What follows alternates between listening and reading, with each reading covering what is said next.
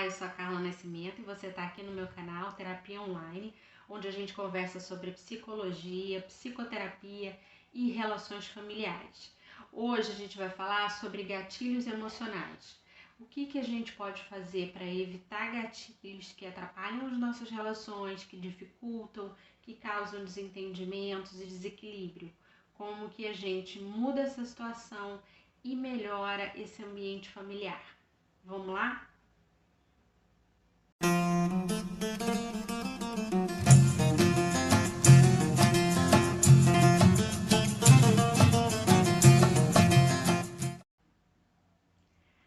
Bom, logo de início a gente sabe que numa interação as pessoas não iniciam, ninguém inicia uma interação, né? A maioria das pessoas com a intenção de causar uma briga, uma polêmica, mas algumas vezes a intenção é essa mesmo.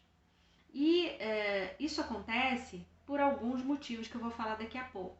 Mas basicamente nas relações interpessoais a gente encontra 3 tipos muito comuns e que de repente vocês já encontraram por aí e já se depararam com essas situações em que você parece que caiu numa armadilha com uma pessoa dessas, né? Então esses 3 tipos são a vítima, o perseguidor e o salvador. Então essas três características são assim bem comuns, a gente encontra em várias pessoas e tem pessoas que estão constantemente criando situações para parecer ou que é a vítima, ou que é o perseguidor, ou que é o salvador, né? Então, mas por que esse tipo de situação fica se repetindo? Por que as pessoas entram nessas interações e depois não conseguem sair? Bom, primeiro, pode ser simplesmente para satisfazer um contrato implícito da relação. Por exemplo, eu tenho uma relação com o meu pai em que ele é o perseguidor e eu sou a vítima. E para que a gente possa continuar interagindo, é a única forma que eu consigo interagir com ele. Se eu mudar esse padrão, ele para de interagir comigo. Ele não consegue mais interagir comigo. Ele precisa estar sempre nessa posição do perseguidor. E aí eu me deixo levar sempre por esses gatilhos, eu me deixo entrar nessas interações nocivas. Para quê? Para satisfazer o meu contrato implícito com aquela pessoa. Ou seja, o meu papel com você sempre vai ser de vítima. Eu posso até ter outros papéis com outras pessoas, mas com meu pai eu vou ter que ficar nesse papel para satisfazer a nossa interação, para que a gente consiga interagir e eu não precise me sentir excluída dessa relação. É um exemplo. Uma outra situação que acontece para que as pessoas se mantenham nessas interações difíceis, né, viciadas, é para receber atenção.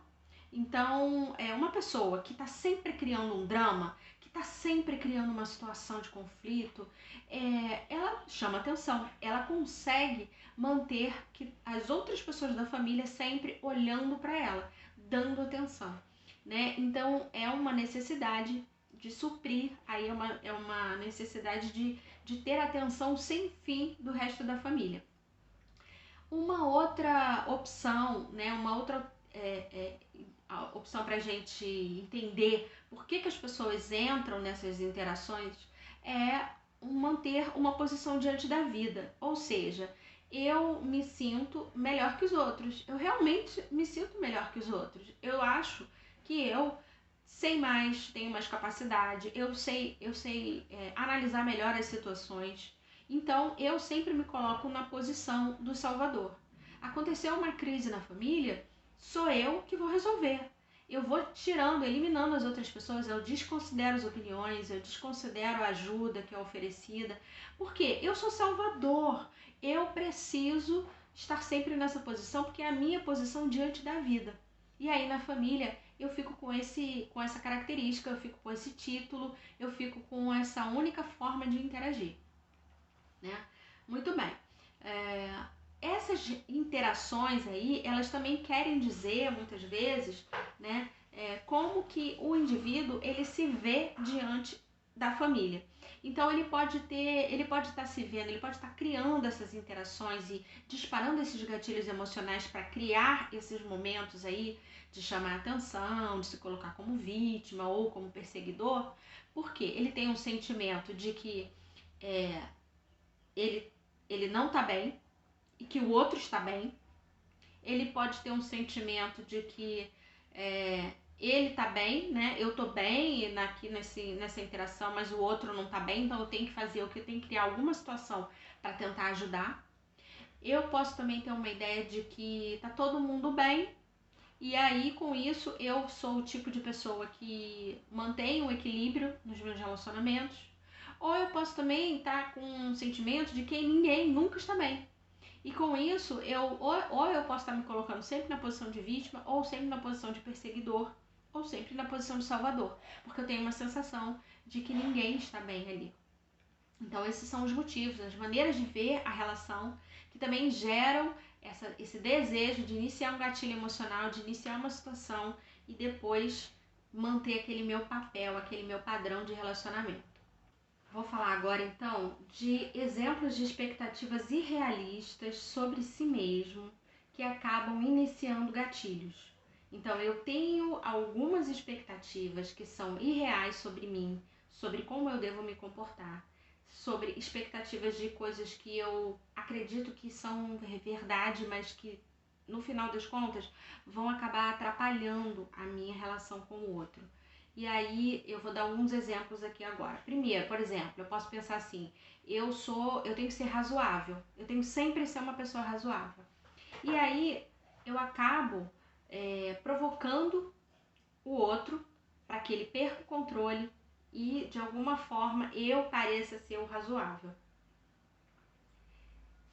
Então, o que deveria ser o certo? Eu deveria ter o pensamento assim, eu vou ser razoável, eu vou ser racional sempre que a situação exigir. Sempre. Não vou provocar em ninguém o descontrole. Um outro pensamento que pode ocasionar também comportamentos que geram conflito, gatilhos emocionais dentro da família. Eu tenho que ajudar sempre. Eu tenho que ajudar sempre. Quando surge alguma situação em que alguém precisa ser ajudado, eu descarto os outros da família. Eu, de alguma forma, passo para eles que não é necessário ajudar. Por quê? Os outros não têm habilidade para ajudar, só eu. Quando, na verdade, o que tem que acontecer? Eu vou ajudar se o outro achar que precisa da minha ajuda. Na medida que o outro me pedir ajuda, eu vou ajudar. Outra ideia, eu tenho que ser forte. Eu tenho que ser forte. Eu sou a pessoa forte. E aí, para que isso para que isso aconteça, para que a família perceba que eu sou forte, o que eu faço? Eu exponho as fraquezas do outro. Eu sou aquele que aponta os defeitos. Eu sou aquele que fala assim, tá vendo? Eu te falei, não era para você fazer isso. Aí, ó, o que aconteceu? E aí o outro fica se sentindo pequeno, frágil. E eu me sinto forte. Quando na verdade, o que eu devia pensar? Nem sempre eu vou conseguir ser forte. Em alguns momentos eu vou ser forte, em outros momentos o outro vai ser forte. Outro pensamento, eu tenho que ser perfeito. Eu tenho que ser perfeito. E aí o que eu faço? Eu faço o outro se sentir falho. Eu faço o outro se sentir confuso. Eu faço o outro sentir assim que ele não tem um raciocínio muito legal para resolver as coisas. Que as ideias dele não têm valor. E aí eu fico aparecendo como perfeito. Quando na verdade, o que eu tenho que pensar sobre mim? Que às vezes eu posso falhar. Não tem problema nenhum falhar. Um outro pensamento. Eu tenho que ganhar. Então, nesse tipo de situação, quando eu penso assim que sempre sou eu que tenho que ganhar, eu vou criar uma situação em que o outro vai ficar encurralado. Ou ele cede para que eu ganhe, ou ele não tem saída. E o que isso faz com o outro, né? Esse sentimento de se sentir encurralado, de não poder escolher. Por exemplo, no final de semana, nós temos um churrasco na casa dos meus amigos e temos um churrasco na casa dos seus amigos. Mas, poxa, meus amigos eu conheço há mais de 20 anos, os seus você conhece aí do trabalho, tem 5 anos você conhece seus amigos. Então, não tem nem lógica a gente ir pra festa, deixar de ir pra festa dos meus amigos para ir pra festa dos seus amigos. Não tem lógica, eu não vou fazer isso. E eu não quero ir sozinho, você tem que ir comigo. Cria uma situação para que o outro se sinta encurralado, ele não consiga nem argumentar e aí ele perde. Olha o impacto que isso causa na relação. Uma outra situação é, eu tenho que satisfazer o outro. Né? Vamos dizer que eu sou uma pessoa que eu tenho essas ideias na minha cabeça, de que eu sempre tenho que satisfazer o outro. E aí o que acontece? Eu passo para o outro uma imagem de que ninguém tá ali para ele, que ninguém cuida dele, que ninguém atende ele, que ninguém dá ouvidos para ele. E só eu que faço isso. E aí eu fico ali como a salvadora da situação. Como que a gente pode evitar essas situações?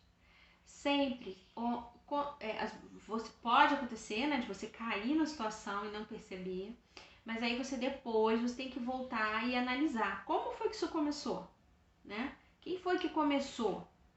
O que aconteceu no decorrer da situação que eu acabei perdendo, que eu acabei sendo prejudicado, que eu acabei me sentindo mal, acabei me sentindo o vilão da história, se não foi nem eu que comecei a história. Quando foi que terminou? Isso daí é interessante, porque essas situações elas sempre terminam exatamente no momento que o outro consegue o que ele quer.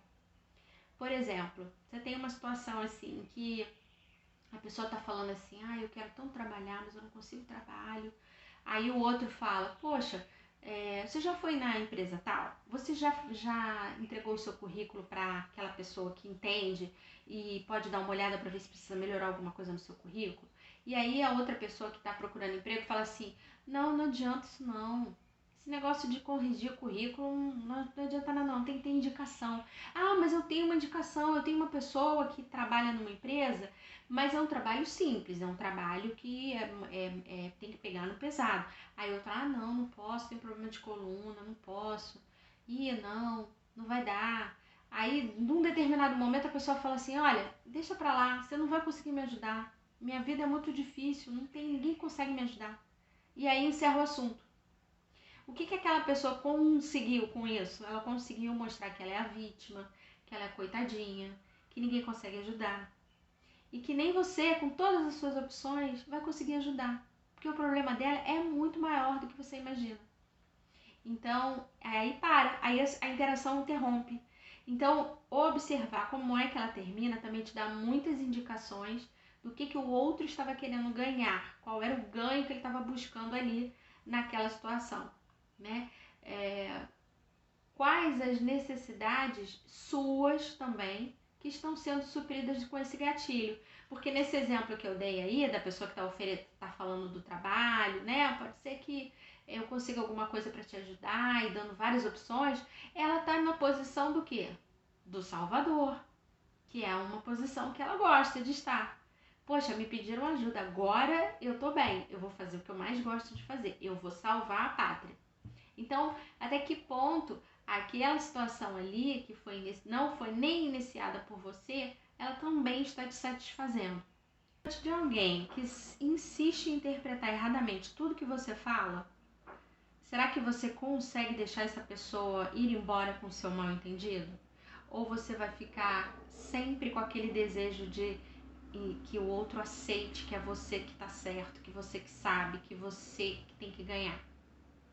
Então você tem que abrir mão também dessa satisfação implícita dessa interação, desse gatilho emocional que às vezes não foi nem você que começou, mas que acaba satisfazendo também o seu ego, satisfazendo essas necessidades aí de reconhecimento. Então, uma outra coisa importante é mostrar para o outro que você percebeu que aquilo ali é um gatilho. Então, quando o outro começa com esses comportamentos, né? de tentar fazer você falhar, de tentar dizer que você errou, de apontar os seus erros, né? Você reagir com aqueles estados de ego que eu falei no último vídeo, né? De adulto, né? Com o estado do ego adulto e dizer, realmente, às vezes a gente falha e tá tudo bem. Então ele apontou o seu erro, mas e daí? Todo mundo erra, quem é que não erra? E aí você encerra aquele ciclo. Se você não consegue responder no estado, mesmo quando você começa a responder no estado de ego adulto, quando você começa a mostrar para o outro que você não está tão preocupado assim em satisfazer as suas necessidades de afirmação ali naquela relação, e o outro permanece tentando iniciar gatilhos com você, aí você tem que se desconectar e evitar a interação com essa pessoa. Se não é possível evitar a interação, porque você mora na mesma casa que essa pessoa, você tem que manter sempre se manter nesse estado de ego adulto, ou seja, respondendo às críticas, quando for uma crítica, respondendo a crítica com tranquilidade de quem aceita errar. Quando for uma situação de a pessoa estar sempre buscando o seu apoio, o que você faça por ela, que você auxilie, que você oriente, que você diga o que está certo, o que está errado, você dizer não, você devolver para a pessoa, olha, você que decide, a vida é sua, você tem que decidir, você tem que assumir as responsabilidades. Quando for aquela situação que eu falei de um ter que ganhar, né? Você pode deixar o outro ganhar se você achar que aquilo não é tão importante para você. Ou se aquilo for muito importante para você, realmente não abrir mão do que você acredita. E cada um fica com a sua opinião. Então, quando você começa a responder com um estado de ego adulto, ou seja, aonde você procura analisar a situação, né? Quem não viu ainda esse vídeo, ele tá aí na minha playlist para psicólogos, que é uma explicação rápida de quais são os estados do ego e como que a gente interage, quais são os padrões básicos de interação com os outros e como que isso gera respostas que retroalimentam o nosso comportamento. Então, o ideal é a gente sempre estar atuando dentro desse estado de ego adulto, que é quando a gente responde ao outro com base nas informações atuais. Eu olho para aquela situação, analiso, vejo e consigo reconhecer aonde está o meu ganho, o ganho do outro. Consigo ver se aquilo ali realmente é muito importante para mim ou não, se eu posso abrir mão daquilo naquele momento para que a nossa relação se torne mais equilibrada. E aí eu respondo. Então, veja como que essa situação foi se desenrolando e você começou a perder o controle, ou você começou a se sentir muito satisfeito com o que estava acontecendo ali, enquanto que o outro estava ficando cada vez mais diminuído na situação.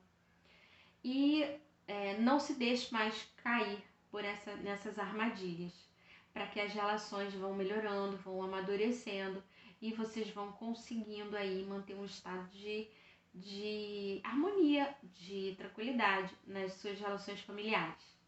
Se você gostou desse vídeo, compartilha, divulga aí, compartilha com seus amigos, fala do meu canal, se inscreve no meu canal se você não se inscreveu ainda, deixa comentário, deixa sugestão, fala aí pra mim nos comentários se você sempre tá caindo num gatilho e qual é o gatilho. Daquelas situações exemplo que eu dei, qual é a que mais você se identificou no seu dia a dia aí com a sua família, tá bom? E a gente vai continuar se vendo nos próximos vídeos. Até a próxima!